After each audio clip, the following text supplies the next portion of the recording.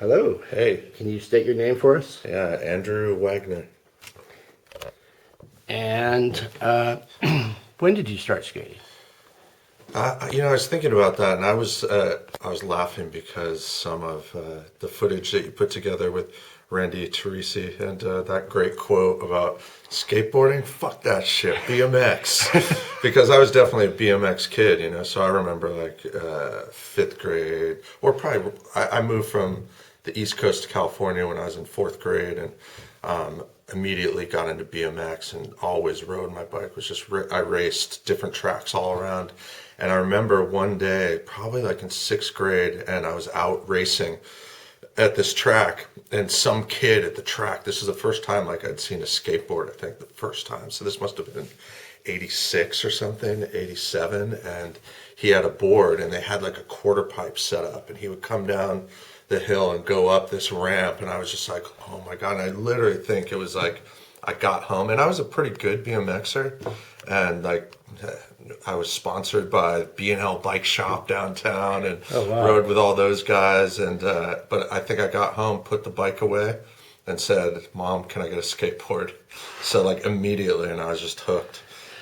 Dean had said, yeah, you and him started out BMX. Yeah, exactly. So Dean and I in South Davis, and it was I think part of this too that's so interesting is how much this town has changed, right? Like when we were growing up, all of us, it was pretty rural. It was like a farm town, and so there was not a lot to do, which was really cool actually in retrospect. I think probably when we were all kids, we probably all complained about it, but in retrospect, it was awesome because it forced us to sort of create our own entertainment, and that's what skating was. And especially out in South Davis, like with me and Dean, like just trying to figure out like how do we keep entertained out here, because it was hard to get downtown where most of our friends were.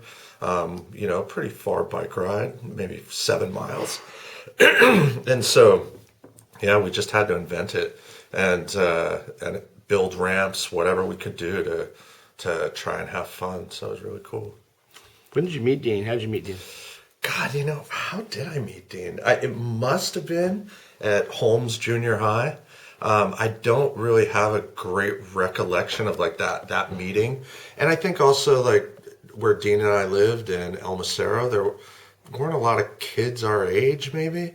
And so I think we just immediately like gravitated toward each other, and especially kids that were into BMX or skating. And so, yeah, we just gravitated toward each other because there were a lot of great kids out there that I was friends with in elementary school. But then when I got into skating and BMXing, there were not that many people out there. They were all sort of downtown Davis kids. And so it was me and Dean repping South Davis. Okay. What was your first board? God, I was a big Vision guy, and I hate to say it now, but loved Gator. So I had Gator boards, and I was really into all Gator everything, anything with that pattern. He was like my hero, and which now, I picked a bad hero. All right. How do you feel about that? What happened to Gator?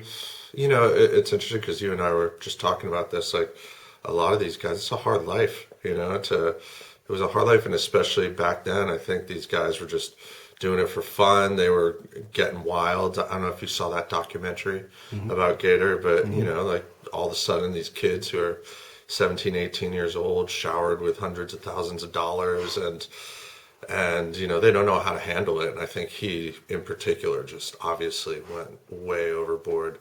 I think it sucks for his girlfriend or ex-girlfriend, obviously, and her family, and I'm sure it is terrible for him. I can't remember if he's alive or is he still in prison? He is. I think he was rejected last year for